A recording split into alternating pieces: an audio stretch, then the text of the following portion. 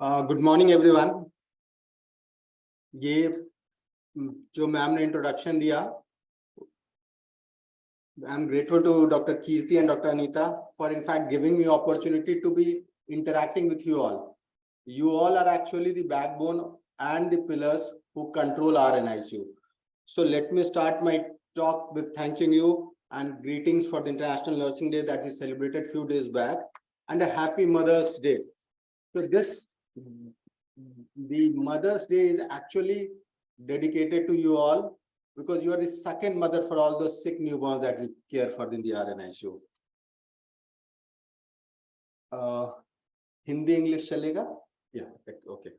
सो जब भी हम बात करते हैं हॉस्पिटल एक्वायर्ड इन्फेक्शन और व्हाट वी से नोजोकोमियल इन्फेक्शन, विच मीन्स वो इन्फेक्शन जो हेल्थ केयर रिलेटेड केयर के दौरान बच्चे को मिल जाती है. That means infection, the baby came to us without infection, and when he was in NICU for the care, he got infection while being cared for. Very simple. That means the three criteria that we have to meet is what? जब बच्चा आया वो बिना infection का था, कुछ समय बीता, दैट मीन्स मिनिमम 48 घंटे, जब वो हम मोटे तौर पे सोचे दैट वो बिना इन्फेक्शन के था और केयर के दौरान इन्फेक्शन हुआ. And third parameter would be वो जो मैनिफेस्टेशन है हम उसे एट्रीब्यूट और क्वालिफाई कर सके. हमें ये समझना होगा कि infection is the biggest problem in our NICU. Why is it so important? There are too many morbidity which is associated with infection. One is a direct, where you have an infection per se, and there are something indirect where those things gets complicated. आपने भी देखा होगा कि जब infection हो जाता है तो बच्चे को क्या हो जाती है? PDA खुल जाता है. जब भी बच्चे को इन्फेक्शन हो जाते हैं तो साथ में NAC कंपाउंड होने लगता है. जब भी इन्फेक्शन बढ़ जाता है तो ROP का रिस्क बढ़ जाता है. तो बहुत सारी चीजें हैं जो इन्फेक्शन के लिए डायरेक्टली होती हैं और कुछ सारी indirectly. So what we know that it causes significant morbidity and कई दफा डेथ हो जाते हैं. So the mortality in the NICU. When we say nosocomial infection, अगर हम उसमें अलग अलग कैटेगरीज देखें जो आप सब डिस्कस कर रहे होंगे आज, ventilator associated pneumonia is one of the main reason, or in fact if you look at the statistics, this is the second most common nosocomial infection that we have.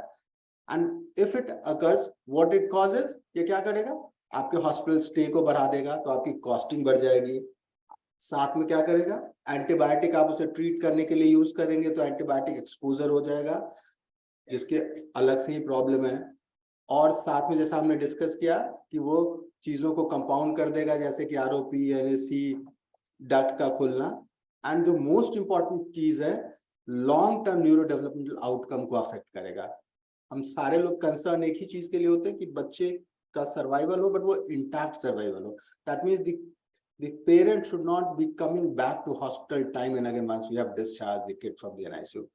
Correct? So we all are aiming for that. So we can see that whenever there is a nosocomial or a healthcare related infection, we are always worried for a long term developmental outcome. Okay. अभी कोई भी चीज होगी तो सबसे पहले हमें define करना होगा. डेफिनेशन किसी भी चीज के लिए क्यों जरूरी होती है? बिकॉज जब भी आप रिपोर्ट करेंगे, जब भी आप बोलेंगे किसी चीज को, तो आपके लिए एक स्टैंडर्ड होना है कि हाँ ये सारी चीजें होती हैं तो ये बीमारी या ये चीज हुई, तभी आप उस चीजों को अकाउंट करेंगे. जब आप अकाउंट करेंगे और तब आप उसके विषय में इंटरवेंशन, दैट मीन्स कि जो स्टैटिस्टिकल डेटा आप जनरेट करेंगे वो आपको हेल्प करेगा अपने सिस्टम में improvement लाने के लिए, because you need to have a baseline data before you say. And the same thing applies for a hospital care related or a health care related infection, nosocomial infection. So we need to have a clear cut definition. तो ये definition देने का कार्य जो है, ये अगर हम देखें तो CDC ने डिफाइन किया WAP, जिसको वेंटिलेटर एसोसिएटेड निमोनिया हम बोल रहे हैं, बट ये डेफिनेशन न्यूबॉर्न पॉपुलेशन के लिए बहुत स्ट्रिक्ट नहीं है. क्यों नहीं? हम अगर हम इस डेफिनेशन को देखें जहां पर उन्होंने बोला कि आप रेडियोलॉजिकल, विच मीन्स आप एक्सरे देखेंगे अगर निमोनिया हुआ, आप देखेंगे कि बच्चे को क्लिनिकल तकलीफ हुई. तीसरा आप क्या देखेंगे? आप ब्लड, जो आपने स्वैब लिया या ब्लड कल्चर लिया, आप उसमें ग्रोथ आया. तो इन तीनों चीजों को अगर हम मिला के और फाइनली हम डायग्नोसिस देंगे. बट जो डायग्नोस्टिक क्राइटेरिया CDC ने दिया उसमें अगर हम देखें तो न्यूबॉर्न पॉपुलेशन, क्योंकि उनके जो मैनिफेस्टेशन है, उनकी जो तकलीफें हैं वो बहुत ओवरलैपिंग है। जैसे अगर कोई बच्चे को बीपीडी ऑलरेडी हो गया है एंड उसे हम एक्सरे देख के हम बोले ये निमोनिया है या बीपीडी, कई दफा डिफिकल्ट हो जाता है डिफरेंशिएट करना। So there is a significant overlap of the clinical features of VAP with other pulmonary pathology, मतलब लंग के और भी तकलीफों के साथ। That is the reason, and this is more so in the preterm population. So the definition which is given by the CDC, which is applicable for less than 1 year of age, what currently we are using is to be taken with little pinch of salt when we are using the same for a preterm baby. Correct? Now ये वैप करके हम बोलते तो रहते हैं, और हमने बोला हेल्थ केयर, तो ये सारी चीजें क्या है, मेडिको लीगल हो सकती है आपके, which means that means there would be a litigation that the baby got infection in the, and all these words they are slowly being phased out. So ये जो हमारा national, not ours, जो हमारा national health care safety network, उन्होंने अभी 2021 में जो वैप था उसे चेंज करके अभी बोलने लगे हैं ventilator associated events in newborn. तो जो वैप है उसे हम VAE, तो जब भी आप गवर्नमेंट ऑफ इंडिया गाइडलाइन अगर आप देखेंगे कुछ चीजों को, तो वो आपको क्या VAE बोलेगा, ventilator associated events. Correct? So till now what we have learned, what जो बच्चे हमारे न्यूबॉर्न केयर के लिए हैं, उन्हें एक अगर इंट्यूबेटेड हो तो उन्हें इन्फेक्शन होता है निमोनिया के रूप में, जिसे हम वैप बोलते थे, अभी हम उसे VAE करके डिफाइन करते हैं। अगर हम आगे चले और डेफिनेशन को और बारीकियों से देखें तो क्या है, सबसे पहले चीजें क्या होती है, आप क्लिनिशियन होते हैं, आप सब लोग बेड साइड में काम करते हैं, तो क्या देखते हैं, दोज आर क्लिनिकल फीचर्स। तो क्लिनिकल फीचर्स कैसे डिफाइन करता है, worsening of gas exchange, which means कि जो बच्चा किसी पर्टिकुलर सेटिंग पे आपने वेंटिलेटर पे डाला था उसमें वो डिटोरिएट कर रहा है। डिटोरिएशन किस चीज की हो सकती है, क्या होगी, ऑक्सीजन रिक्वायरमेंट बढ़ जाएगी, करेक्ट, या फिर और क्या होगा, जिस प्रेशर पे आप वेंटिलेट कर रहे थे उस प्रेशर की रिक्वायरमेंट बढ़ जाएगी, तो that means increase in respiratory support that he had. Correct? साथ में बाकी और क्या चीजें हो सकती हैं बच्चों में, सो टेम्परेचर इंस्टेबिलिटी होगी, मतलब बच्चा हाइपोथर्मिक होने लगा जो सेम टेम्परेचर पे मेंटेन कर रहा था। और अगर आप ब्लड टेस्ट भेजेंगे तो या तो TLC काउंट कम है या TLC काउंट ज्यादा है। जब भी आप बच्चे को वेंटिलेटेड बच्चे की सिक्रीशंस को देखते हैं और आप देखते हैं कि वो पुरुलेंट हो गया, दैट मीन्स वो पस के जैसे आ रहा है, या जैसा पहले आ रहा था उसमें कुछ बदलाव आ गया है, विच मीन्स कि बच्चे को कुछ नई चीज हुई और जो VAE या वैप हो गया है।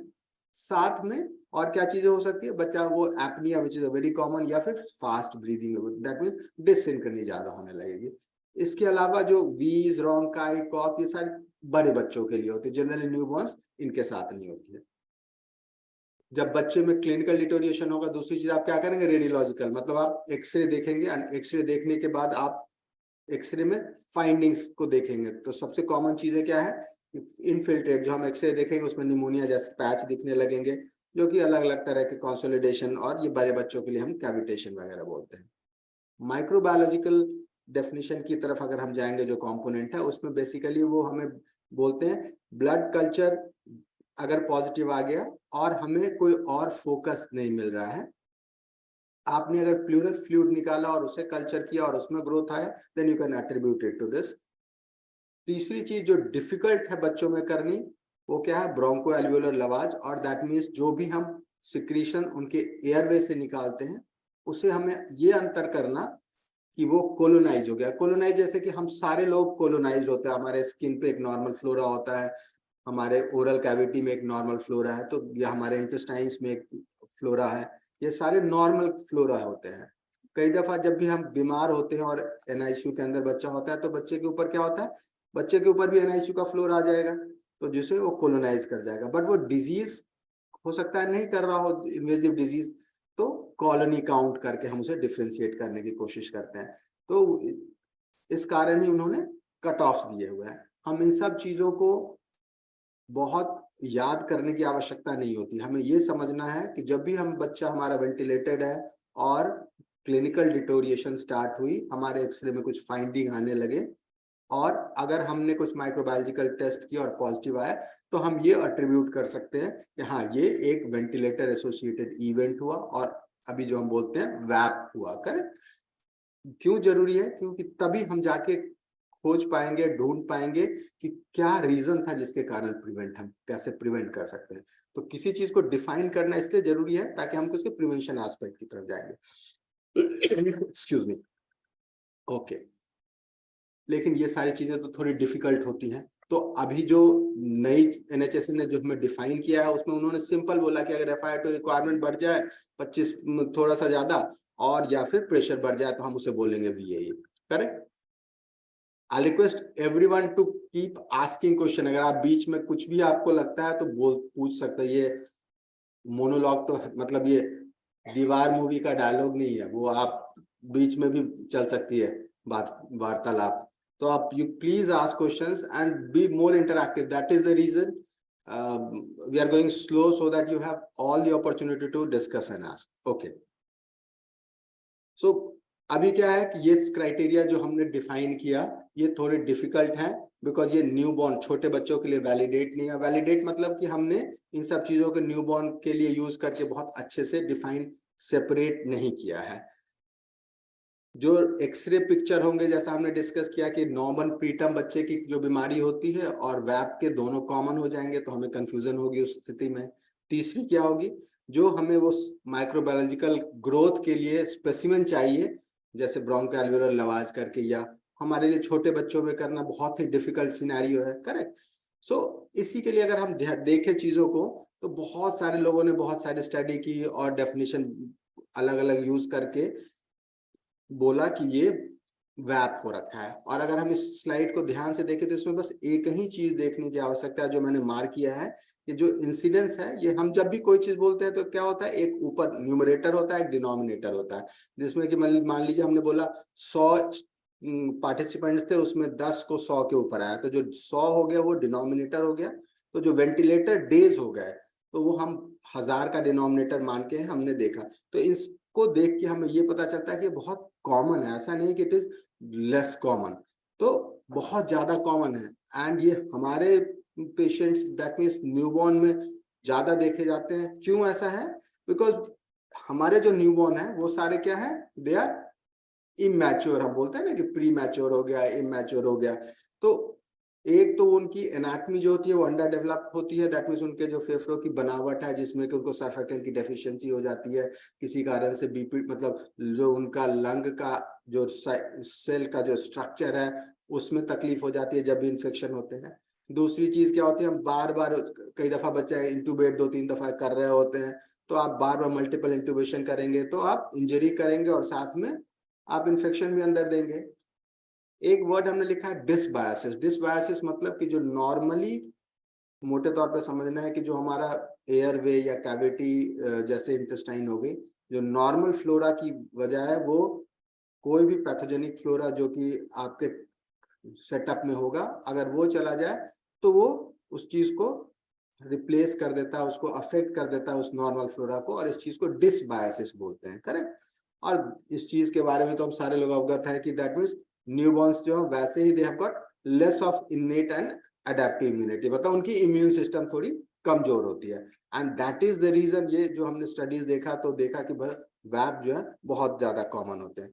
There are too many other risk factors we won't get into. Word about ये होता कैसे है, जैसे ही हमने बोला कि ये वैप हो रहा है, वैप हो रहा है, तो हमें समझना है कि यार ये होता क्यों। और ये दो स्लाइड हमें इसलिए समझना है बिकॉज सारे इंटरवेंशन, सब कुछ हम क्या कहते हैं, वो रूट कॉज एनालिसिस, मतलब आपने कारण ढूंढा तभी तो आप, हम जब तक आप किसी चीज को समझेंगे नहीं, you won't be able to make a change to it. Correct? तो सबसे इस स्लाइड को देखेंगे तो जब भी हम पैथोजेनेसिस मतलब क्यों ऐसा हो रहा है हम बोलेंगे, तो या तो बाहरी कारण हो सकता है या अंदरूनी कारण हो सकते हैं। What is called endogenous factor and exogenous factor. Endogenous factor means क्या है, अगर आप देखेंगे तो endogenous source of micro organism क्या होगा, जो इम्पेयर्ड नेचुरल प्रोटेक्शन और क्लियरेंस सिस्टम जो होता है हमारे गले में, जो नेजोफेरिंक्स या मुंह के अंदर जो ओरोफेरिंक्स बोलते हैं, वो थोड़ा खराब हो जाता है। क्या हो जाता है वहां पे, फिर डिसबायोसिस और कोलोनाइज करने लगते हैं बैक्टीरिया जब भी आप इंट्यूबेट करेंगे। करेक्ट? साथ में जो नीचे जहां पे इंडोट्रेकियल ट्यूब जहां तक है, सारे उसके सराउंडिंग में वहां पे जाके एक्यूमुलेशन हो जाएगी और बैक्टीरियल कोलोनाइजेशन हो जाएगी। जब भी ये सारे चीजों का मतलब आप ओरोफैरिंक्स, ट्रेकियल सिक्रेशन ये जो जमा हो रखे हैं, अगर वो ट्रिकल डाउन करके फेफड़े में चले गए, लंग में चले गए, तो क्या होगा? निमोनिया हो जाएगा। करेक्ट। अभी हमें ये क्यों समझना है? क्योंकि हम अपना जो बंडल बनाएंगे और अपना जो इंटरवेंशन करेंगे ये सारी चीजों को रोकने के लिए, कम करने के लिए, सो दैट कि जो भी हमारा कोलोनाइजेशन कम हो, अगर हो रहा है तो ट्रिकल डाउन ना करें, हम उसको पहले सक करें। करेक्ट। सो जो हम पैथोजेनेसिस और फैक्टर जिसमें हम डिफाइन करते हैं, तो इंडोजिनस फैक्टर में ये है जिसमें colonization of the oropharynx, nasopharynx and trachea हो गया। करेक्ट। नाउ अगर हम एक्सोजिनस फैक्टर को देखें तो एक्सोजिनस मीन्स बाहर से, तो बाहर से हम क्या, हम सारे लोग सबसे पहली चीज क्या है? हमारे हाथ जिससे हम हैंडल करते हैं, तो hands of health care worker. दूसरा क्या है? जो सर्किट हम यूज कर रहे हैं, अगर उसमें कोई तकलीफ हो जाए तो that becomes the other portal और द सोर्स। थर्ड, जब भी वो बायोफिल्म एक तरह का फिल्म जो कि जब भी आप कोई फॉरेन बॉडी एक ट्यूब डालेंगे जिसके ऊपर बन जाती है और जिसके कारण निमोनिया होने का खतरा होता है। So the understanding of this exogenous and endogenous factor is important because you are going to target this. Correct? Okay. अभी हमने देखा कि what is VAP, हम VAP क्यों होता है। करेक्ट। तो पैथोजेनेसिस देखिए, when we talk about a bundle concept, bundle means कि basically a group of activities, to define it as simple as that. हमने जो बंडल कॉन्सेप्ट ये बेसिकली कहाँ से आया, दैट विल आल्सो सी। अगर हम देखें कि अगर सीडीसी ने जो गाइडलाइन दी ये जो बेसिकली एडल्ट के लिए थी, तो एडल्ट के लिए क्या था? उन्होंने बोला कि जब भी जो एडल्ट आईसीयू में पेशेंट वेंटिलेटर पे है उसके लिए 4 चीजें बहुत इंपॉर्टेंट है। एक क्या है? पेप्टिक अल्सर प्रोफाइलैक्सिस देना है, पेशेंट मूव नहीं कर रहा है तो डीप वेन प्रोफाइलैक्सिस देना है, हेड को एलिवेट करना है ताकि वो एस्पिरेट ना करे, और सिडेशन वेकेशन देना है जिसमें कि सिडेशन ऑफ करके रखना है। ये तो एडल्ट के लिए उन्होंने एक बंडल बनाया और बोला कि हर पेशेंट के लिए ये चीजें फॉलो करेंगे ताकि उनको वैप नहीं हो। करेक्ट। बट हम इन सब सेम चीजों को अपने न्यूबॉर्न के लिए तो यूज नहीं कर सकते हैं। क्यों नहीं यूज कर सकते हैं? बिकॉज हमारा न्यूबॉर्न, हम जनरली वी डू नॉट, मतलब हम उनको बिल्कुल बेहोश ऐसा नहीं करते हैं। They are more active even if they are on a ventilator, हम मिनिमल सिडेशन दे रहे होते हैं। दूसरी चीज, डीप वेन थ्रोम्बोसिस वाली प्रोफाइलैक्सिस की जरूरत नहीं होती है।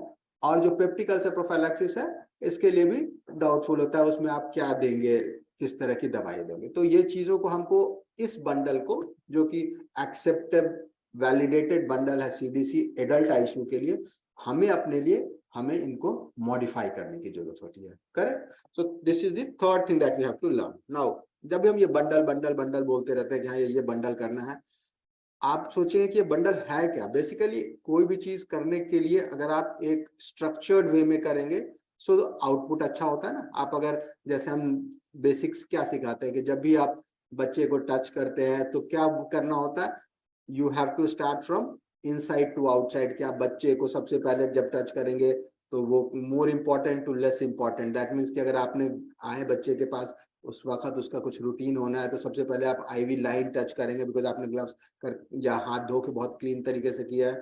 फिर लास्ट थिंग क्या करेंगे, आप डायपर चेंज करते हैं। वैसे ही आप बच्चे को पहले वहां से करके फिर आप बाहर की तरफ जाते हैं, मतलब फ्रॉम बेबी टू आउटवर्ड जाते हैं। करेक्ट। तो ये एक प्रोसेस डिफाइन होता है, हर यूनिट का अपना अपना वो बना के रखते हैं कि हमें कैसे करना है। So a bundle is what, basically it's the structured way of improving the process of care and outcome. तो जो भी आपका केयर का प्रोसेस है वो आप वो ठीक करेंगे तो आपके आउटकम अच्छे हो जाएंगे। अभी लोगों ने बोला यार ये चेकलिस्ट और बंडल में फिर अंतर क्या हो गया, दोनों तो एक ही हो सकते हैं। हमने तो 15 चेकलिस्ट बना दिए कि भाई जो भी नर्सिंग स्टाफ होगा वो आएगा, cut cut cut cut cut cut 20 करेंगे। ये सारे लंबी तगड़ी 25 की लिस्ट बन गई और हमने बोला ये सारे चीज होने हैं। तो अगर आप साइंटिफिकली सोचेंगे तो जो बंडल होते हैं वो सारे एकदम बहुत निहायत जरूरी और कम संख्या के, that means there only 3 to 5 important activities जो कि ऑलरेडी टेस्टेड हैं बच्चों में और देखा गया कि इससे हमारा आउटकम बहुत अच्छा इंप्रूव हो गया, वो करेंगे। And checklist are all those desirable things, कि जरूरी नहीं कि वो अगर हो भी गया तो आउटकम को बहुत अफेक्ट करेगा, that means it is desirable. Generally, bundle are done by a single individual or a team which is taking care, और checklist में क्या है वो लंबी चीज है, तो we not get into that. So bundle approach means कि एक वो सारी common activity जिससे हमारे प्रोसेसेस इंप्रूव होंगे, केयर इंप्रूव होगी और आउटकम अच्छा होगा. ये कॉन्सेप्ट कहाँ से आया? ये 2004 में institute of health care improvement ने ये बंडल अप्रोच करके बोला कि भाई आपको अपनी क्वालिटी इंप्रूव करना चाहते हैं तो बंडल अप्रोच करके आपको ध्यान रखनी होगी, और उसमें उन्होंने बना के दिया. We'll just skip this. अगर हम यहाँ तक, तो अभी तक हमने क्या सोचा, क्या समझा? वैप बहुत इंपॉर्टेंट है. हमारे प्रीटर्म बच्चे, new born, they are very vulnerable because उनके लिए immaturity is a very important risk factor, और जो हम इंटरवेंशन कर रहे होते हैं उससे वो प्रीडिस्पोज्ड होते हैं वेंटिलेटर एसोसिएटेड इवेंट और वैप होने के लिए. कैसे हम डायग्नोज करते हैं और कैसे डिफाइन करते हैं, जो बहुत इंपॉर्टेंट नहीं है याद रखने के लिए. हमें ये समझना है कि जब भी बच्चा वेंटिलेटर पे और डिटोरिएट हुआ और प्राइमरी डिटोरिएशन FiO2 बढ़ना या प्रेशर बढ़ने में हो गया, तो हमने बोला हो सकता है इसे वैप होगा.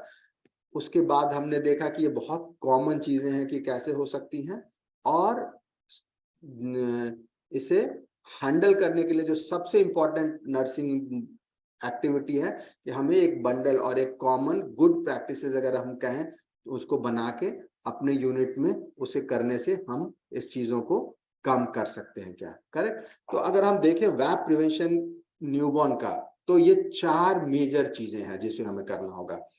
हम एक एक करके स्लोली विल कीप, हम एक एक करके इन सब चीजों को देखेंगे. अभी से जो डिस्कशन है वो बिल्कुल I request everyone to give their inputs and practices, because हो सकता है हमारी यूनिट में कुछ और हो रहा हो, आपकी यूनिट में कुछ और हो रहा होगा, और अगर आपका आउटकम अच्छा है तो it is learning for both of us. Okay, so will request everyone to participate for it, because now we are going to get into the practical aspect of it. Okay, we have bundle का concept. So the 4 processes, major processes, अगर सब heading देखें, so one is the foremost is what? First is infection control measures, which we'll see deliberated in detail कि कहाँ से infection control. Second क्या है? Management of secretions and techniques for suctioning, because अगर बच्चा उस पे है तो secretions होंगे, हम उसे कैसे प्रयोग. थर्ड क्या है? जब बच्चे का वो जो हमने जब पैथोजेनेसिस देखी थी तो क्या देखा था? कूलिंग ऑफ मतलब सिक्रीशन जमा होंगे तो उनको हैंडल करना, हटाना है. बच्चे के पेट में जो भी गैस्ट्रिक कंटेंट होंगे वो अगर ऊपर आके अगर एस्पिरेट करेंगे तो उसे कैसे हैंडल करें. तो the third component is the gastrointestinal and oropharyngeal intervention जो हम करेंगे. और चौथी चीज क्या है कि एक्सट्यूबेशन प्रोसीजर्स, कि अगर बच्चे को कैसे जल्दी से जल्दी हम एक्सट्यूबेट करें. तो ये 4 प्रॉन्ग जो अटैक है या प्रोसेसेस है ये हमें करने हैं. करेक्ट? सबसे पहली चीज क्या है? Infection control measures. तो अगर बच्चा वेंटिलेटर पे है तो क्या क्या सबसे इंपॉर्टेंट, अगर हम पूछे कि भाई क्या एक चीज सबसे जरूरी है तो क्या करना चाहेंगे सबसे फर्स्ट? एक्सेलेंट. तो सब लोग तो they are very good. So the foremost and the most important thing is what? Is hand hygiene promotion and compliance in the unit. आपको ऐसा, ये हमें क्या है, हमें जानकारी तो होती है, we all do, बट हमें करना है, और इस विषय पे यूनिट में रोज चर्चा होनी है कि हाँ ये क्या. साथ में साथ हमें क्या देखना है, किसी आप कोई भी चीज को इंट्रोड्यूस करेंगे तो आप कैसे करेंगे, आप पहले उन्हें समझाएंगे. So there need to be a formal और a informal lecture which you will be do. We need to have a written display of the instructions कि कैसे करेंगे, क्या होने की चाहिए. जहां हाथ धोने का प्लेस है वहां पे आप रिमाइंडर लगा के रखेंगे कि भाई हाथ धोना है, कैसे धोना है, कितने वक्त तक धोना है. और सबके बाद हमें ये खुद को ऑडिट करना है कि हमारे यहाँ हमारी यूनिट में हमारे लोग जो इन्वॉल्व हैं केयर में उनकी क्या हैंड हाइजीन प्रैक्टिसेस है. The first important thing in the infection control measure would be hand hygiene promotion and auditing.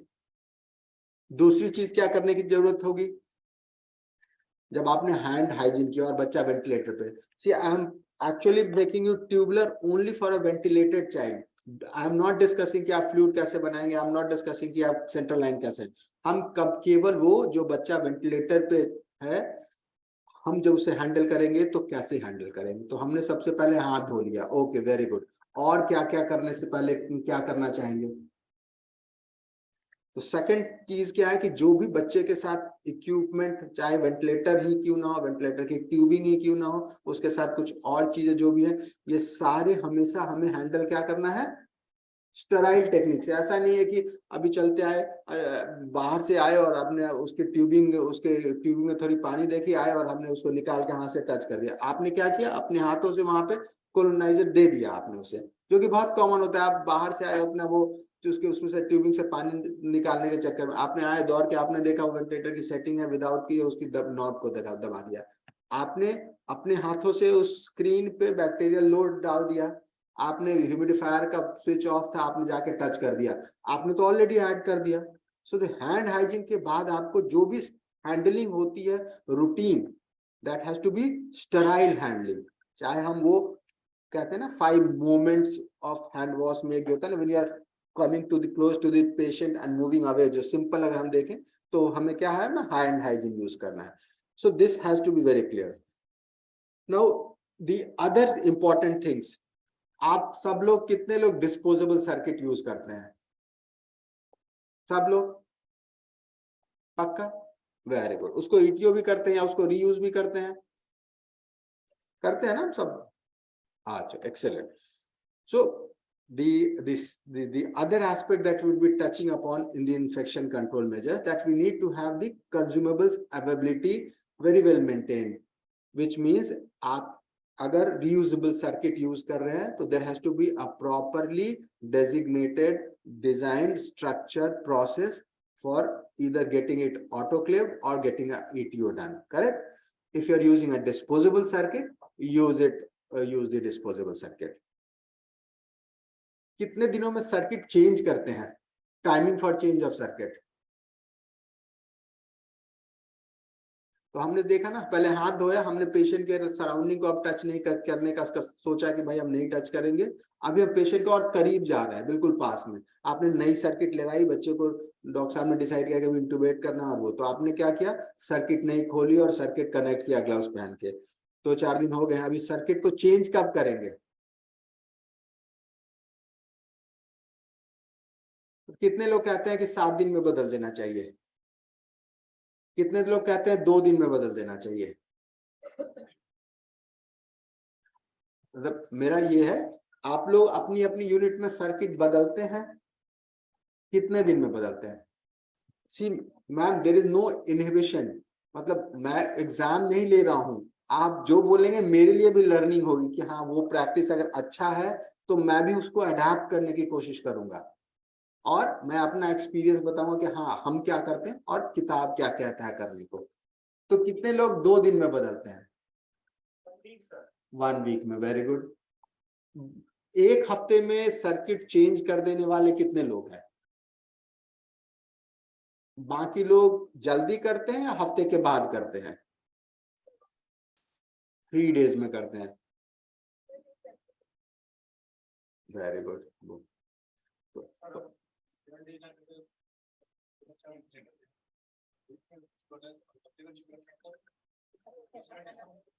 तो हम अभी ये डिस्कस कर रहे थे कि अगर वो बच्चा 7 दिन तक वेंटिलेटेड है या 10 दिन तक वेंटिलेटेड है, तब बीच में मतलब वाइल बीइंग केयर्ड फॉर, अगर मान लीजिए 24 घंटे में बच्चा हट गया तो वैसी जरूरत नहीं सर्किट की, कर। तो अगर हम साइंस या एविडेंस को देखें या उसमें देखें यूनिट प्रैक्टिसेस को अलग करके, तो वो कहते हैं कि आपको वो सर्किट अगर सॉइल्ड हो गया या ब्लड हो गया तब तक बदलने की जरूरत नहीं है, बट कुछ unit they change after 7 days, so there is no need for changing it. Now second is, how do you maintain, आप वो सर्किट को क्लीन कैसे करते हैं रोज? नहीं, बच्चे पे सर्किट लगा हुआ है, जो आप सराउंडिंग को क्लीन करते हैं, पैनल लैब उसको क्लीन करते हैं ना। तो सर्किट को भी क्लीन करते हैं या केवल वेंटिलेटर के पैनल को क्लीन किया, मॉनिटर के पैनल को क्लीन किया, वेंटिलेटर सर्किट को क्लीन करते हैं?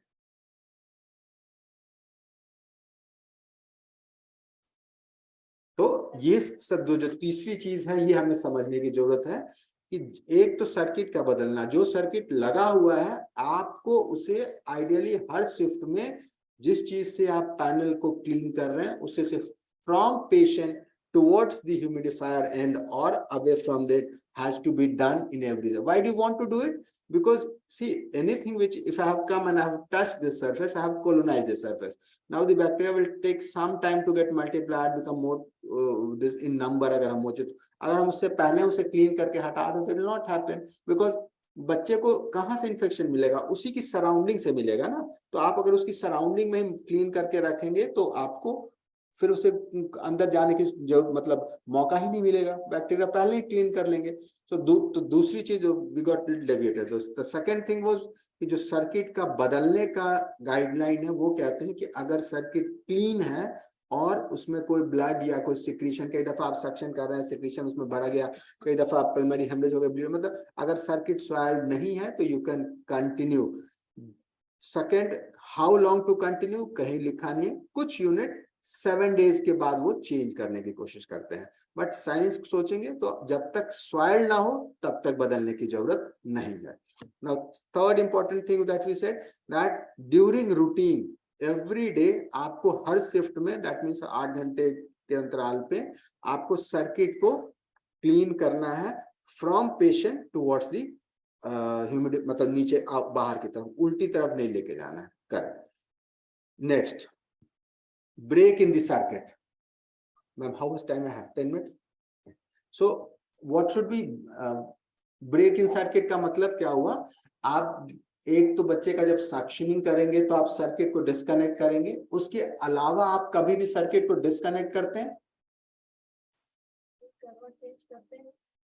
तो जब भी बच्चे की हैंडलिंग हुई, पोजीशन चेंज हुआ तो आपने डिस्कनेक्ट करके and then you reconnected. Very good. What else? कितने लोग ह्यूमिडिफायर में पानी भरने के लिए सर्किट उठा के उसमें पानी डालते हैं? नहीं, बिल्कुल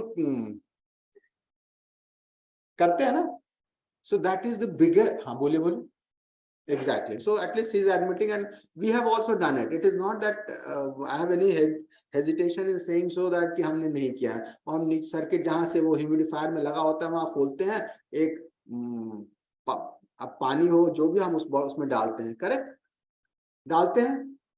तो कितने लोग डालते हैं खोल के सर्किट को? डालते हैं ना। करेक्ट। सो अभी अगर उसको ब्रेक करेंगे सर्किट को, तो क्या कोई भी चीज को ब्रेक करेंगे तो इन्फेक्शन जाएगा, तभी तो हम बोलते हैं ना लाइन को भी मत ब्रेक करो। तो उसी तरह सर्किट को ब्रेक करने की जरूरत नहीं है। कितने लोग स्टेराइल वाटर की बॉटल यूज करते हैं? ओह, exceptional, very good.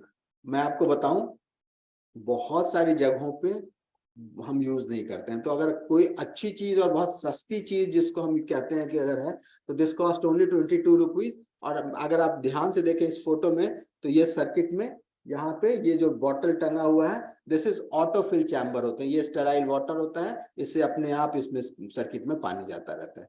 So humidification process doesn't get affected, and moreover you are not breaking the circuit either for pouring whatever you pour. Few people pour Bisleri water, few people take RO ka water, kuch log. So the ideal thing is that it has to be a sterile water which should be connected through a autofill chamber to the humidifier so that you don't touch it. Only thing, when the bottle gets empty, you just have to do the hand hygiene, bottle change करके नई bottle puncture करना है। Correct? Okay. So this is the third thing that we have to. कितने लोग disposable laryngoscope देते हैं doctor साहब को इंटुबेट करने के लिए? मैम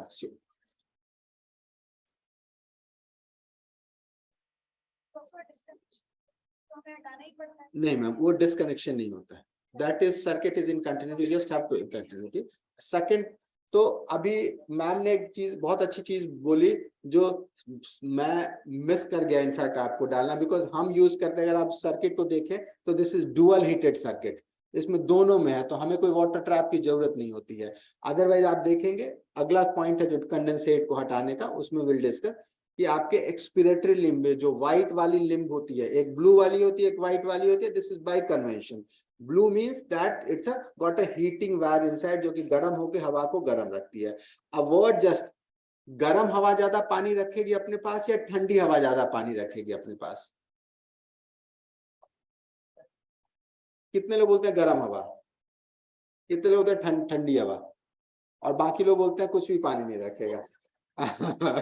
सो अगर हम सोचें तो गर्म हवा जो है वो अपने अंदर वाटर, कहते हैं ना वार्मथ जो है सो आपको ज्यादा अट्रैक्ट करती है। मतलब मैं यहाँ अच्छी चाय मिले तो मतलब मैं हर बार आने की कोशिश करूंगा। तो वार्मथ इज ऑलवेज अट्रैक्ट्स। तो आप जब गर्म हवा होती है तो it has the ability to hold more of water. I will not get into the nitty-gritty. आप सिंपल सोच रहे हैं ना, ठंडे के मौसम में लखनऊ वाले फू करके हवा मारते हैं तो निकलती है ना, भाप बनता है ना, हम लोग बचपन में खेलते थे। तो वो कहाँ से, वो गर्म हवा शरीर से निकली, जैसे ही ठंडी होने लगती है वो पानी छोड़ देती है, तो वो भाप बनते हुए दिखता है। तो सेम चीज। तो मैम ने जैसा पूछा, तो उस सर्किट में जब इंस्पिरेटरी लिम्ब से हवा होती हुई, बच्चे से होती हुई एक्सपिरेटरी लिम्ब में जाती है, तो वहां पे एक वाटर ट्रैप देखा होगा आपने, जो ऐसे खोलते हैं और हम पानी गिरा देते हैं, करेक्ट? अच्छा नहीं, डिस्पोजेबल में भी होगा। अगर सर्किट डुअल हीटेड है तो नहीं होगा। जैसे कि अगर आप इस सर्किट को ध्यान से देखें तो इसमें नहीं, ये एक्सपिरेटरी है, ये जो ऐसे नीचे आ रही है इसमें नहीं है, जो कि सीधा पेशेंट तक जा रही है। लेकिन अगर सिंगल हीटेड होगा तो हमेशा होगा, बिकॉज वो तो नॉर्मल फिजिक्स है जिसमें कि ठंडी हवा होगी तो थोड़े पानी छूटेंगे ही छूटेंगे। आप अभी जाएंगे तो जरूर ध्यान से देखेंगे कि आपका जो एक्सपिरेटरी लिम्ब है उसके अंदर तार ऐसे घूम रही है क्या, correct? Okay, so the next important thing is regarding the use of laryngoscope that we have. How many of you use, आप कितने लोगों के पास डिस्पोजेबल लैरिंगोस्कोप यूज करते हैं? अगर आज जैसे इंट्यूबेशन का वक्त आता है तो लैरिंगोस्कोप कहाँ से निकालते हैं?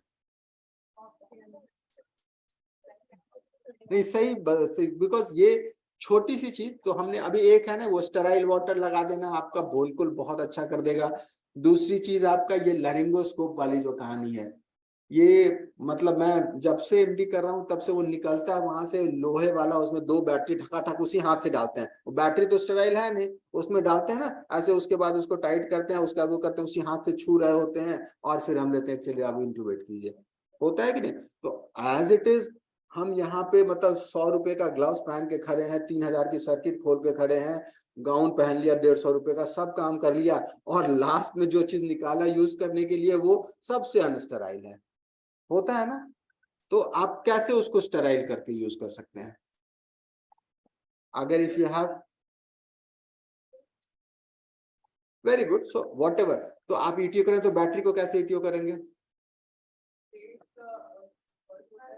वेरी गुड, सो ब्लेड को दो तरीके हैं। अगर आपके पास गवर्नमेंट सप्लाई वाला ब्लेड वाला है और जिसमें आपको बैटरी लगानी है अलग से, तो वो आज की तारीख में डिस्पोजेबल लैरिंगोस्कोप मिलते हैं, आप सब लोग यूज कर सकते हैं। कहने के लिए वो डिस्पोजेबल होता है, लेकिन उसको आप मल्टीपल टाइम्स यूज कर सकते हैं, करेक्ट? उसमें ऑलरेडी एलईडी लाइट होती है, इतनी ब्राइट लाइट होती है कि आपको वो जो हम स्ट्रगल कर रहे होते हैं पीली लाइट से, वो सब खत्म हो जाती है और आपको बहुत अच्छा। तो अभी disposable LED, I wish I would have placed a photograph है, एक ब्लू कलर का, मैं आपको मतलब ब्रांड एम्बेसडर तो नहीं, आप फ्लेक्सी केयर का आप ले सकते हैं, किसी का ले सकते हैं, बहुत ही सुंदर आएगा, correct? So the laryngoscope care और the usage has to be very clear. You will realise that laryngoscope का यूज जो हम देते हैं वो सबसे मतलब वो बहुत आइडियल नहीं होता है, correct? So laryngoscope, okay. Humidification we have just touched upon that, we need to have a good humidification, those are all servo control, मतलब सब कंप्यूटर कह लीजिए अब माइक्रोचिप होती है उस मशीन में, जो आपको टेम्परेचर फिट कर दिया आपने कि भाई 37 जाना है बिकॉज न्यूबॉर्न है, हम वो वैसे ही करेंगे, करेक्ट? अभी आप जब आप फिशर एंड पिकल या किसी का करते हैं उसमें 2 फोटो होते हैं, एक नॉन इन्वेजिव वाला होता है, एक इन्वेजिव वाला। आप सब लोग किस में रखते हैं? तो अभी एक चीज समझना है, बच्चा किसी पे रहेगा, हम सबको इन्वेजिव मोड पे रखना है। क्यों? क्योंकि 37 डिग्री सेंटीग्रेड वही देगा, बाकी आपको कम 34 के करीब देगा, करेक्ट? ओके, ये वेंटिलेशन वाले उसमें आएगा, but anyway just to touch upon sterile water we have already seen that has to be used.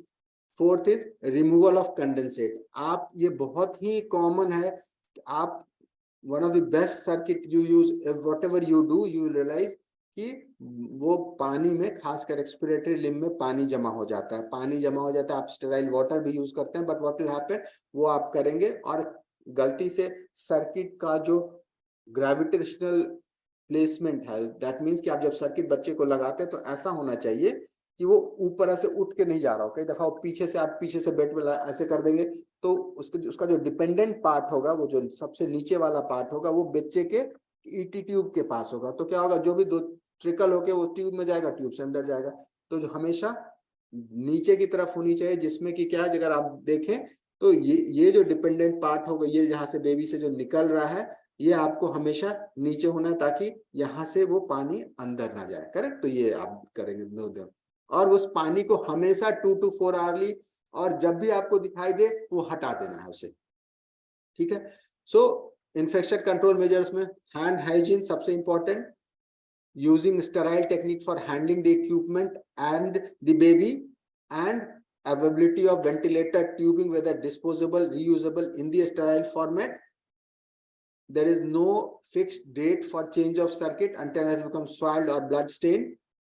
No break in service with the use of sterile water, and use of either a disposable laryngoscope, or I would put it this way, that whatever you have, laryngoscope cleaning, and what madam suggested that you use, whatever we also used to, कि आप ETO करके autoclave करके blade रखेंगे, but वो कई दफा हो जाता है। तो अगर उस छोटी सी चीज को करेंगे हम, वो कैसे करेंगे वो भी आगे वाली एक स्लाइड में आएगा। Correct. Okay. So first part we have, oh okay, another 5 minutes. Yeah. So what the next thing is management of secretions and technique for suctioning. इसमें क्या है, we have to see that हमें head को थोड़ा elevate करके रखना है। जो ओरोफेरिंक्स है, जब मुंह के अंदर जो सिक्रीशंस है, उसे हमेशा हमें क्लियर करना है, क्योंकि हमने देखा कि उसके एस्पिरेशन से निमोनिया हो जाएगा। सक्शनिंग के लिए आप या तो क्लोज सक्शनिंग यूज कर सकते हैं या ओपन सक्शनिंग यूज कर सकते हैं। क्लोज सक्शनिंग मींस कि आप अंदर घुसा होता है और आप उसे बस कनेक्ट करते हैं। दोनों के फायदे नुकसान होते हैं। आप क्लोज यूज करेंगे तो क्या किया आपने इन्वायरमेंटल एक्सपोजर तो कम कर लिया, बट ओरल सिक्रीशंस वहां जमा होकर चले जाएंगे। हम most of the people you use open suctioning, और जब हम ओपन सक्शनिंग मींस कि आप ट्यूब खोलेंगे, उसके अंदर कैथेटर डाल के सक्शन करेंगे। हमें ध्यान क्या रखनी है कि जब भी हम सक्शन करेंगे हमेशा 2 लोग होंगे ET सक्शनिंग के टाइम पे, so that there is no break in service. We have to have a separate oral and endotracheal this thing. आप पहले क्या सक्शन करते हैं, इंडोट्रेकियल ट्यूब सक्शन करते हैं, ओरल सक्शन करते हैं? ET सक्शन करते हैं ना, हम सब करते हैं, but that is not the right way of doing it, because we are trying to save money and the cost of that 3 rupees of the suction. आप जब first thing has to be oral suctioning, because जो oral के अंदर जो जमा secretions है वो अंदर नहीं जाए आपके उस मनूवर में, मतलब आप जब उस प्रोसेस को कर रहे होंगे। Correct. So the mouth has to be first and there has to be separate catheter. उस कैथेटर, सक्शन कैथेटर की कीमत 2 रुपए है और वैंकोमाइसिन की कीमत 1000 रुपए है। करेक्ट। नाउ सलाइन डाल के या स्टेराइल वाटर डाल के सक्शनिंग करना हमें अवॉइड करना है या ना करना है, कब करना है वो डॉक्टर साहब आप बताएंगे। ठीक है। So this will move. तो 2 चीज हमने देख लिया, infection prevention, oral care. Third is extubation procedure. The ideal is what, you don't intubate the baby, which is the most, which it is not, but if you have intubated, every day आपको assess करना है कि बच्चा अपने आप सांस ले रहा है और हम उसे एक्सट्यूबेट कर सकते हैं कि नहीं कर सकते हैं। So that means that we have to be very aggressive for extubating the child. The fourth aspect is the gastrointestinal and the oropharyngeal this thing. उसमें हमें क्या है कि हमें वो रानिटिडिन का इंजेक्शन उसको नहीं लगाना है, H2 ब्लॉकर। मुंह को हमेशा हमें क्लीन करते रहना है। अभी क्लीन करने के लिए बहुत अच्छी चीज है, जो पहले 2 महीने के नीचे एक्चुअली क्लोरहेक्सिडिन रिकमेंडेड नहीं होती है, पहले क्लोरहेक्सिडिन अदरवाइज एडल्ट में यूज करते हैं। आप सब लोग यूज करते हैं मुंह में कुछ लगाने के लिए जब भी बच्चा वेंटिलेटर पे होता है? हाँ। So the best thing is the colostrum that we have. ठीक है। इन्होंने स्टडी किया और उन्होंने बोला कि कोलोस्ट्रम आप यूज कर सकते हैं, बहुत ही कन्विंसिंग नहीं बट ठीक है। और साथ में डिसबायोसिस, मतलब जो खराब हो जाए पेट का, तो या तो आप EBM यूज करके अच्छा प्रोबायोटिक या कोई और प्रोबायोटिक यूज कर सकते हैं। तो जस्ट टू समराइज अगर हम देखें तो क्या क्या जो है, ये स्लाइड जो हमें बता रहा है कि ये इंटरवेंशन जिसमें कि आप केयर गिवर का एजुकेशन मतलब बता के, हैंड हाइजीन, ग्लव्स या यूज ऑफ स्टेराइल थिंग्स जब भी हम करते हैं, minimize ventilation, prevent gastric distension, avoid unexplained और अनवांटेड इनटू, मतलब एक्सट्यूबेट हो गया गलती से, वो खत्म कर, मतलब प्रोसेस ऐसा रखें कि वैसा ना हो, इलेक्टिव हो सारी चीजें, एंड बाकी चीजें तो हमने ऑलरेडी डिस्कस किया। Okay. One last thing is quality improvement. जब क्वालिटी इंप्रूवमेंट हम बोले तो जो भी चीजें हमने ये बंडल अप्रोच में सीखा कि हम ये करेंगे, उसको इंप्लीमेंट कैसे करें और कैसे सस्टेन करें, तो आप छोटे छोटे प्रोसेसेस को लेके और क्वालिटी इंप्रूवमेंट स्टडी अपने यूनिट में करके आप चीजों को इंप्रूव कर सकते हैं. और याद रखने की अगर चीजें हैं तो बस हमें ये स्लाइड याद रखना है जिसमें जो पैथोजेनेसिस थी उसी आधार पे हमें करना है. तो क्या है preventive strategy? limit unnecessary antibiotics, routine mouth care, appropriate hand cleaning, wear gloves when handling secretions, avoid intubation if you can, or you shorten the duration of mechanical ventilation, prevent accidental extubation, suction oropharynx, limit ventilator circuit changes and manipulations, and elevate head, which is little doubtful for the newborn, but anyway we keep it in the 30 to 45 degrees centigrade. Okay. Thank you so much. I finish.